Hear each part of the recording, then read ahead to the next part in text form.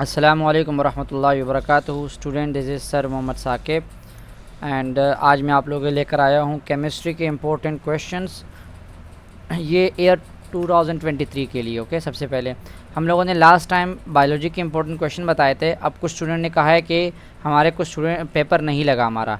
तो बेटा, अगर आपने वीडियो पूरी देखी हो मेरी, देखिए जो क्वेश्चन मैंने बताए थे लॉन्ग, वो तो समझ में आता है, उसमें जो 3 लगे बाकी 4 करने होते हैं, लेकिन एक नहीं लगा। लेकिन उसमें जो बाकी, अगर आपने वीडियो देखी हो ना, तो वीडियो के अंदर जब मैं शॉर्ट बता रहा था तो उसी शॉर्ट्स के अंदर मैंने ये बात बताई थी कि शॉर्ट्स आप लोगों ने करने हैं। उन्हीं शॉर्ट्स को मैंने उठा के लॉन्ग के अंदर दे दिया।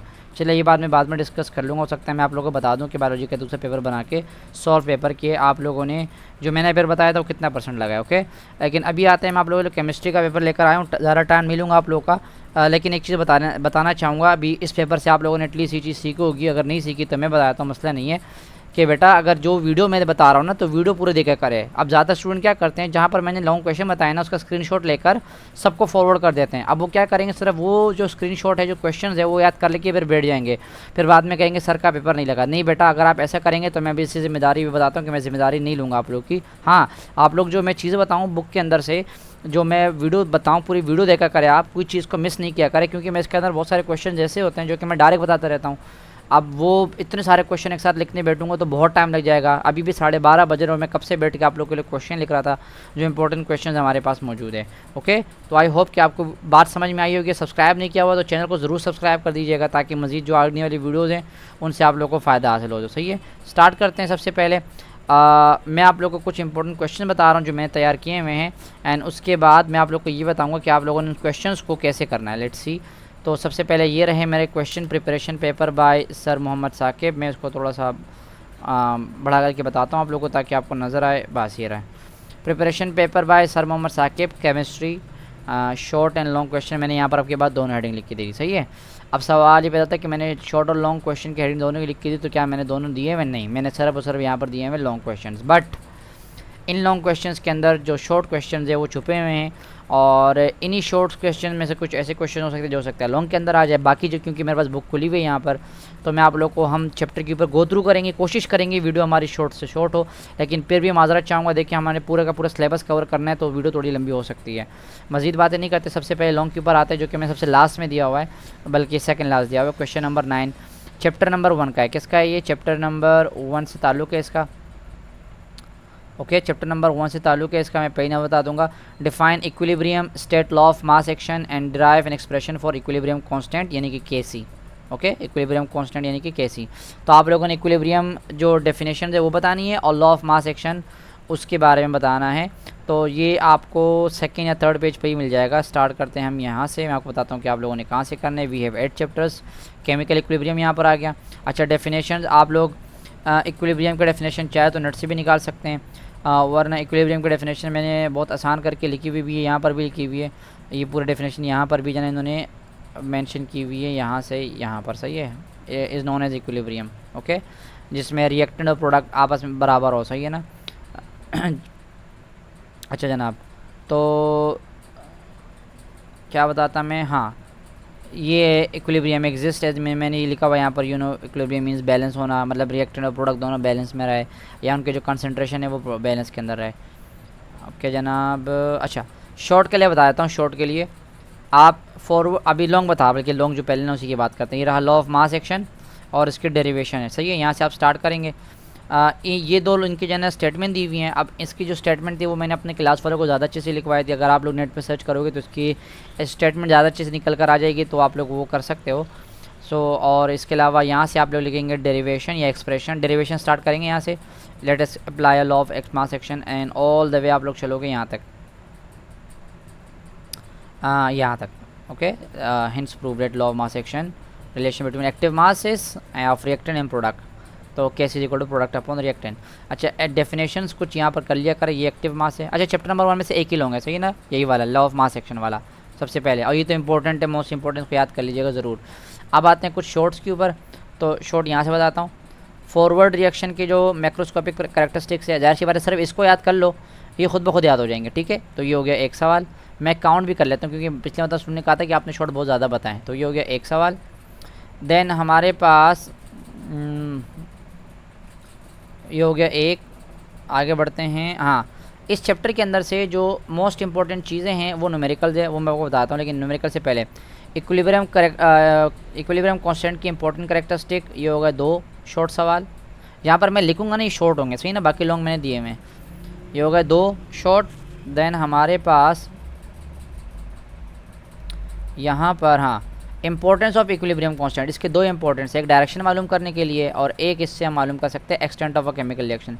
अब एक्सटेंट तो इतना इंपॉर्टेंट नहीं है, सो मैं आपको ये नहीं बता रहा, सिर्फ इतना याद रखिएगा कैसी वेरी स्मॉल होगा तो क्या होगा, कैसी वेरी लार्ज होगा, या मतलब एमसीक्यूज़ के लिए इसको कवर कर लें। अगर आएगा भी तो आप उसको शॉर्ट को अपने अल्फाज में कवर कर सकते हैं। हाँ, ये हो सकता है कि इसमें से कोई एक एग्जाम्पल आ जाए एंड दे आस्क यू कि भाई ये बता रहे कि ये कौन सा केस है, मतलब किस डायरेक्शन में जा रहा है, तो ये वो पूछ सकते हैं। बाकी ये जो है ना direction of a chemical reaction, ये थोड़ा इंपॉर्टेंट है और इसके न्यूमेरिकल भी है, सही है ना। क्यू सी अगर बराबर होगा तो क्या होगा, क्यू सी अगर स्मॉल होगा के सी तब क्या होगा, और क्यू सी अगर ज़्यादा होगा तब क्या होगा। अब ये यहाँ पर लिखा हुआ भी है, रिवर्स रिएक्शन होगा, ये फॉरवर्ड होगा और ये इक्विलिब्रियम कांस्टेंट में होगा। तो ये एक हो गया आपके पास शॉर्ट। तो ये हमारे पास टोटल होगा आई गेस 3 शॉर्ट हो गए ना। So we have covered so far 3 short question. अब 3 शॉर्ट क्वेश्चन के बाद अभी हमने 3 शॉर्ट क्वेश्चन कवर किए।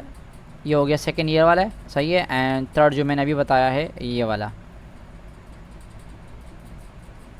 ये हो गया थर्ड। अच्छा, अब मेरी बात सुने ज़रा, इसमें से आपको न्यूमेरिकल करने हैं इस चैप्टर में से। अब इस चैप्टर के अंदर से जो न्यूमेरिकल है वो आपको एक तो करने हैं केसी वाले, सही है ना।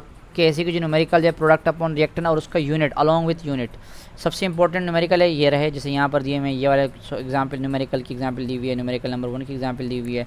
And how to find out the unit वो यहाँ पर दिया हुआ है। एंड आप उसी के साथ साथ न्यूमेरिकल के साथ ही कर लेंगे तो आपको मुश्किल नहीं होगी, सही है। तो ये हो गया हमारा एक न्यूमेरिकल का क्वेश्चन। न्यूमेरिकल में आपकी बुक के अंदर 2 या 3 न्यूमेरिकल ही, एक ये वाले एक पीएच वाले, डेट्स इट, सही है। और ये ऐसे न्यूमेरिकल है कि आपको पता है कि आएंगे और इनको भी कवर कर लीजिएगा। इनको कोई प्रॉब्लम हो आप मुझसे फिर पूछ लीजिएगा तो मैं शायद वीडियो बना के दे दूँ, वरना तो ज़रूरत नहीं है क्योंकि बहुत आसान है।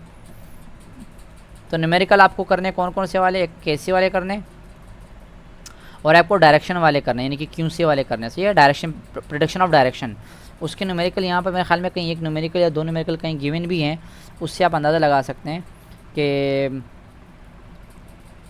ये रहे, देखें कहाँ लिखे हुए कि अगर केसी इतना है, ये रहा, the value of K C is this at a given temperature, जो मोलर कंसंट्रेशन है एच आई की इज़ दिस, H2 की ये है और HI2 कितनी है। प्रेडिक्ट द डायरेक्शन, अब डायरेक्शन मालूम करने के लिए आप क्यूसी का इस्तेमाल करोगे, क्यूसी निकालोगे। क्यूसी आप कैसे मतलब कैसे निकालते हो, ये तरीका मैंने अपने स्टूडेंट को बताया हुआ कि आप लोगों ने पढ़ा होगा। If you don't know let me know, अगर स्टूडेंट ज़्यादा होंगे तो फिर मैं वीडियो बना के आप लोगों को कल तक बताऊँगा, आज नहीं, क्योंकि न्यूमेरिकल तो आप एक दिन में भी कर लेंगे, सही है। तो हमारे पास 3 शॉर्ट हो गए इस चैप्टर में से, बाकी न्यूमेरिकली हमने कवर किया, डेट्स इट इस चैप्टर के अंदर से। चैप्टर नंबर 2 की ऊपर आओ। चैप्टर नंबर 2 आपको पता है एसिड बेस एंड सॉल्ट। सबसे पहला लॉन्ग जो मैंने दिया हुआ है ये थोड़ा सा इम्पोर्टेंट लॉन्ग है और इसमें ये थोड़ा सा ज़्यादा भी दिया हुआ है मैंने, लेकिन कवर करना है बेटा आपको। इस चैप्टर में से हमने 2 लॉन्ग दिए हुए हैं, 2।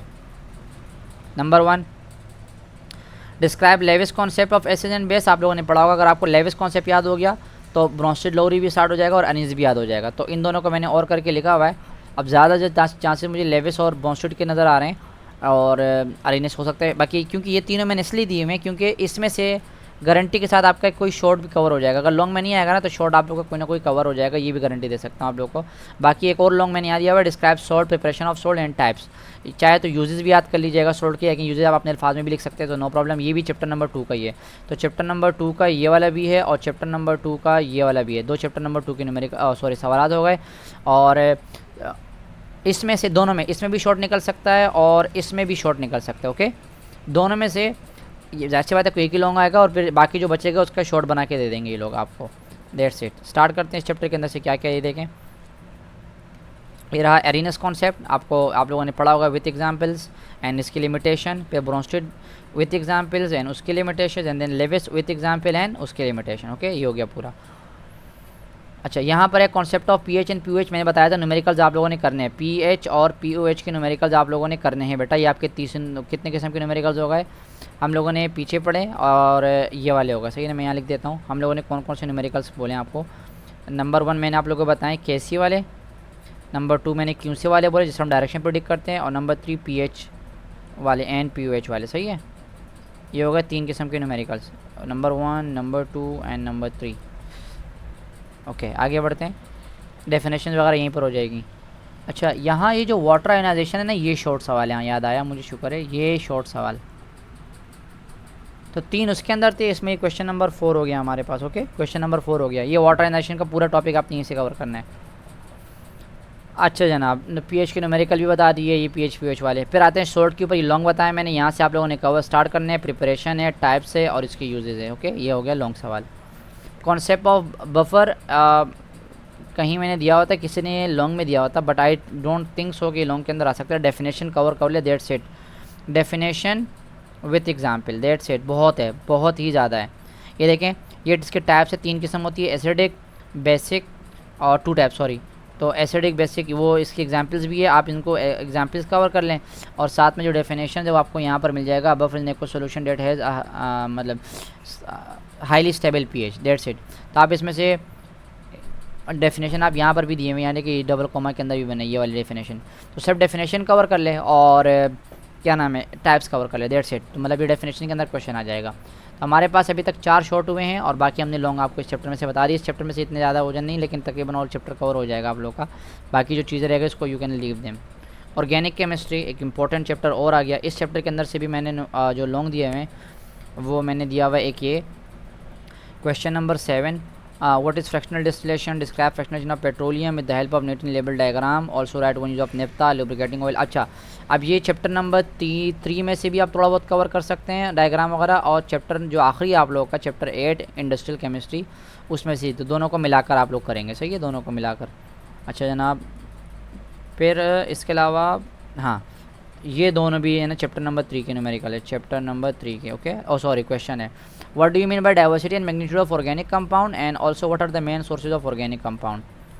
बताता हूँ मैं आपको, दोनों मैंने कहा दिया ऑर्गेनिक लॉन्ग क्वेश्चन जो है ये रहे। अच्छा, ये जनरल कैरेक्टरिस्टिक्स है, शॉर्ट के लिए कवर कर लेना, छोटे छोटे हैं, लॉन्ग में आएगा तभी आप लोग लिख सकते हैं, शॉर्ट के लिए कवर कर लेना। ओके, इनको वैसे याद कर लेना, इनको मतलब इतना ख़ास वो रट्टा मारने की ज़रूरत नहीं है, आएगा भी तो आप लोग आराम से कर लेंगे। मोलिकुलर फार्मूला जिसके अंदर एग्जैक्ट मोलिक्यूल शो किए जाएंगे, स्ट्रक्चरल फार्मूला जिसके अंदर उसका स्ट्रक्चर शो किया जाए, कंडेंस फार्मूला जिसमें उसको कंडेंस किया जाए। जैसे अगर आपने CH3 इस तरह करके लिखा हुआ है HH, तो इसमें आप कंडेंस करके CH3 लिख देंगे इस तरह, सही है। फिर डॉट एंड क्रॉस, जिसमें आप डॉट एंड क्रॉस डालते हैं, हाइड्रोजन का इधर क्रॉस, इधर डॉट, इधर क्रॉस हाइड्रोजन, इधर डॉट, इधर क्रॉस हाइड्रोजन। तो इस तरह आप सिर्फ इसके डेफिनेशन पढ़ के अपने पास याद करके ना उसमें वो कर ले, याद करने की ज़रूरत नहीं, सिर्फ पढ़ लें, समझने की कोशिश कीजिएगा, सही है ना। इसको रट्टा लगाने की ज़रूरत बिल्कुल भी नहीं है। ओके, देन हमारे पास ये शॉर्ट सवाल क्लासिफिकेशन का, ऑर्गेनिक को कैसे क्लासीफाई किया जाता है, ये हो गया 5 शॉर्ट। अच्छा, ये लॉन्ग आ गया, ये चैप्टर नंबर 3 का जो बता रहा है, डाइवर्सिटी एंड मैग्नीट्यूड, एक्सोटार एलिमेंट कैसे होते हैं, कैटिनेशन की वजह से, सही है, आइसोमेराइजेशन की वजह से, आइसोमेरिज्म की वजह से, कार्बन कोवेलेंट बॉन्ड कैसे, मल्टीपल बॉन्डिंग की वजह से। तो ये हो गया लॉन्ग। फिर ये सोर्सेज आ गए, ये भी लॉन्ग में बताया मैंने, आपने ये पूरा कवर करना है यहाँ से स्टार्ट करके ना। फिर ये कोल, पेट्रोलियम एंड इसके अलावा नेचुरल गैस, प्लांट और सिंथेसिस, मतलब सिंथेसिस इन लेबोरेटरी, तो ये भी हो गया आपका। अच्छा, ये एक और लॉन्ग शॉर्ट आ गया आप लोग का, ये हो गया आपके 5 शॉर्ट। ओके, 5 शॉर्ट हो गए आप लोग के, 5 हो गए, 6 हो गए। हमने ऊपर कितने कवर किए अभी, यहाँ पर जो मैंने लिखे थे वो मैंने कितने लिखे, 5 लिखे हैं या फिर 6 लिखे हैं, किसी को याद है? ये मुझे लिखे नहीं, मैंने लिखे, मेरे ख्याल में ये वाला 5वां है हमारा और वो 6ठा है, सही है। तो 6 हमारे पास हो गए, चलें 6 हो गए। और जो 2 लॉन्ग सवाल थे वो भी मैंने आपको बता दिए, एक और लॉन्ग बताता हूँ आप लोग को यहाँ से। इस चैप्टर में से एक और इम्पोर्टेंट चीज़ है, वो मैं यहीं लिख देता हूँ, रुक जाए आप लोग के लिए, जो हमने लास्ट लिखे हैं ना, ये पक्का लॉन्ग आएगा, इसका तो 100% सॉरी शॉर्ट आएगा। नोमेनक्लेचर बेटा, ऑर्गेनिक कंपाउंड्स के नोमेनक्लेचर, जो नेमिंग होती है, सही है ना, जो आप लोग नेमिंग देते हैं ना, IUPAC नेमिंग जो आप लोग देते हैं, ये सही है, ये तो 100% आएगा। इन तीनों में से कोई 2 और एक ये, या इन तीनों में से एटलीस्ट, मतलब आपके 3-4 न्यूमेरिकल तो आएंगे जो कि आपको 100% मार्क्स दिला सकते हैं, तो इसको ज़रूर कवर कर लीजिएगा। अच्छा, ये लॉन्ग हो गया। ये देखें, ये जो पेट्रोलियम मैंने बताया था ना, तो अब इसमें से आप लोग चाहे तो यहाँ से भी कवर कर सकते हैं। ये जो पेट्रोलियम वाला फ्रैक्शनल डिस्टिलेशन वाला बताया था मैंने, कहाँ गया, 1 मिनट, ये वाला क्वेश्चन नंबर 7 वाला। और बाकी चैप्टर नंबर 8 में जब आएगा तो वहाँ, बाकी आपको चैप्टर नंबर 8 का भी यहीं से बताता हूँ ताकि आप लोग के लिए आसानी हो जाए।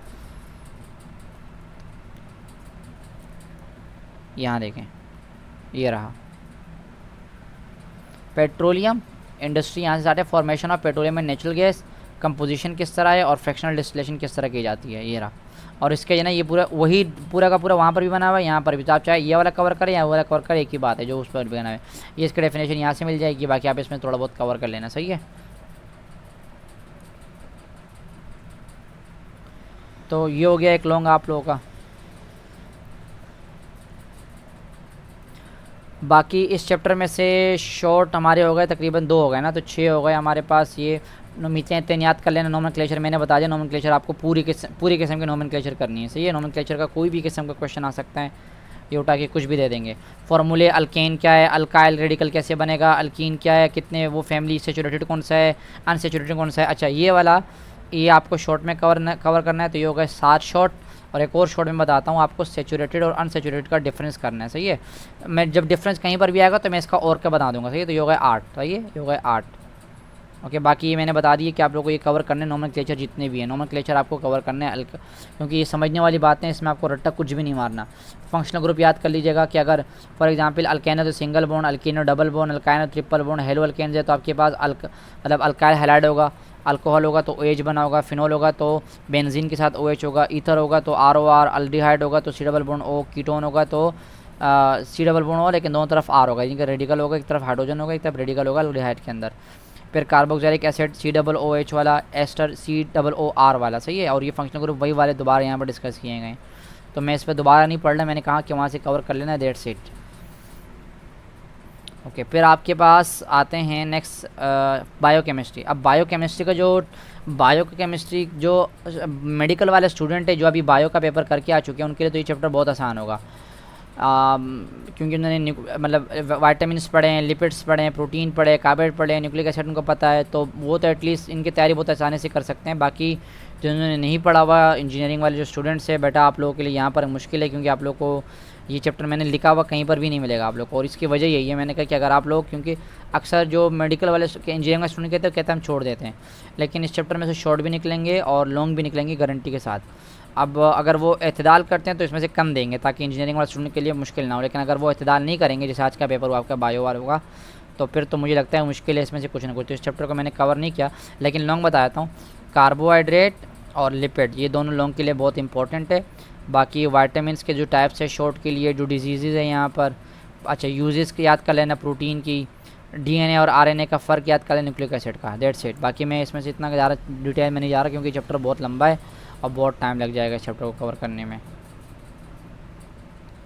ये इसका लॉन्ग भी आता है, ये लिंक अमाइनो एसिड क्या है, मतलब डाईपेप्टाइड कैसे बॉन्ड बनेगा, ट्राईपेप्टाइड बॉन्ड कैसे बनेगा, और क्या नाम है, अमाइनो एसिड्स क्या होते हैं, तो कितने, और एक MCQs आ सकता है कि कितने अमाइनो एसिड जो है मिलकर प्रोटीन बनाते हैं, तो ये MCQs वगैरह आ सकते हैं। ओके, इसमें ये वही क्वेश्चन नंबर 8 का, और यहाँ पर भी आ जाएगा कि डिफरेंसेस बता दो शॉर्ट के जो बताया मैंने, फैट और ऑयल का, या सेचुरेटेड अनसेचुरेटेड दोनों एक ही बात है, सही है। फैट ऑयल आया या सेचुरेटेड अनसेचुरेटेड, और ये शॉर्ट में वाइटामिन का ये इंपॉर्टेंस है ना, जितने भी इंपॉर्टेंस है सारे शॉर्ट के अंदर, और वाइटामिन भी शॉर्ट के अंदर, सही है। वाटर सोल्यूबल और फैट सोल्यूबल, बहुत आसानी भी से बताता हूँ। वाटर सोल्यूबल हो जो कि वाटर के अंदर सोल्यूबल हो सके, इसके अंदर विटामिन B और C आ जाता है। और फैट और ये अगर आपकी बॉडी के अंदर ज़्यादा हो जाए तो मसला नहीं होता, क्योंकि ये बॉडी के अंदर कोई हार्म पहुँचाते नहीं है। फैट सोल्यूबल वो होते हैं जो कि बॉडी के अंदर अगर ज़्यादा हो जाएगा तो नुकसान पहुँचाएंगे, इसके अंदर A, D, E, K होते हैं, सही है। और अगर ये ज़्यादा हो जाएंगे तो आपको किडनी प्रॉब्लम्स और आपके हार्ट वगैरह प्रॉब्लम्स हो सकते हैं। अच्छा, ये जो चार्ट ऊपर बना हुआ था ये वाला, ये MCQs के लिए। ओके, नेक्स्ट चैप्टर हमारा है एटमॉस्फेयर का। अच्छा, एटमॉस्फेयर में सबसे पहले डेफिनेशन याद कर लेना एटमॉस्फेयर की, और कंपोजिशन ऑफ एटमॉस्फेयर शॉर्ट के लिए, सही है। ये हो गया शॉर्ट के, तकरीबन मेरे ख्याल में आपके 9 शॉर्ट होगा, सही है। 9 हो गए, 10 हो गए, लेकिन तकरीबन 9। ट्रोपोस्फेयर और स्ट्रेटोस्फेयर वही क्वेश्चन नंबर 8 का डिफरेंस और आ जाएगा, तो इसमें आप और कर में मतलब वही ट्रोपोस्फेयर स्ट्रेटोस्फेयर डिफरेंस याद कर लेना। पोल्यूटेंट, हाँ, मेजर एयर पोल्यूटेंट कौन कौन से, ये लॉन्ग, ये मैंने यहाँ दिया हुआ है, मैं आपको बताता हूँ। मेजर एयर पोल्यूटेंट कौन कौन से है, ये मैंने दिया हुआ है यहाँ पर, कहाँ गया,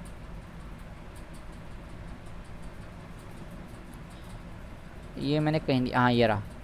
describe that how different air pollutants affect environment and human health. और ये जो मेरे स्टूडेंट्स होंगे उनको पता होगा, ये मैंने बहुत ही मतलब बार बार बोल के उनको याद करवाए कि 6 हेडिंग्स हैं, उनमें से कोई 4 आ सकती है, या फिर 6 की 6 भी आ सकती है, क्योंकि MCQs के लिए भी इंपॉर्टेंट है। शॉर्ट में भी आ सकता है लॉन्ग के लिए भी, तो इसको तो ज़रूर कर लीजिएगा। और बहुत आसान भी है, मसले कि बहुत आसान है, सही है। फिर एसिड रेन शॉर्ट कितना हो गया, 10 हो गए शॉर्ट। ओजोन डिप्लीशन शॉर्ट कितना हो गए, 11। और ग्रीन हाउस इफेक्ट लॉन्ग, सही है। ग्रीन हाउस इफेक्ट लॉन्ग, उसके इफेक्ट के साथ किस तरह ग्लोबल वार्मिंग होती है, यहाँ लिखा हुआ है मैंने, देखें ये रहा, डिस्क्राइब ग्लोबल वार्मिंग। ओके, तो हमारे 12 शॉर्ट हो गए और बाकी लॉन्ग इसमें से मैंने नहीं बताया, और बाकी लॉन्ग जो थे वो बता दिए। वाटर के अंदर भी मैंने मेरे ख्याल में 2 लॉन्ग दिए हुए आप लोगों को, हाँ 2 लॉन्ग दिए हुए। ये आपको MCQs यहाँ से कवर कर लेना बेटा, यहाँ से MCQs कवर कर लेना इस पेज से, सही है। इंपॉर्टेंस ऑफ वाटर खुद से करना, गर्व के अंदर इस्तेमाल होता है, लिख देना अपने पास से। प्रॉपर्टीज़ भी खुद कर लेना, लिटमस पेपर पे न्यूट्रल होता है, डेंसिटी क्या है तो ये बता नहीं रहा मैं। स्ट्रक्चर, वाटर का स्ट्रक्चर मतलब वो होता है, क्या नाम है, डाईपोल होते हैं, 2 पोल्स बने होते हैं, पॉजिटिव और नेगेटिव, ये कवर कर लेना सिर्फ स्ट्रक्चर थोड़ा बहुत। हाँ जो लॉन्ग है ना वो ये रहा, water is solvent, polar nature of water और एक्सटेंसिव हाइड्रोजन बॉन्डिंग, ये मैंने दिया हुआ है, ये रहा वाटर इज सॉल्वेंट, ये रहा एक्सप्लेन वाटर इज सॉल्वेंट, ये।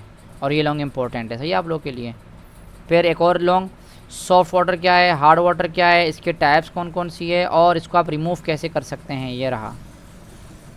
Question number 1, define soft water, hard water, how many types of hardness are there and describe the methods for removal of hardness, Clark's method और with the help of washing soda. तो ये मैंने यहाँ पर long दिया हुआ है, यहाँ तक है, ये पेज थोड़ा सा उन्होंने चेंज कर दिया, लेकिन ये आपको यहाँ तक करना है, वॉशिंग सोडा तक, ये लॉन्ग हो गया।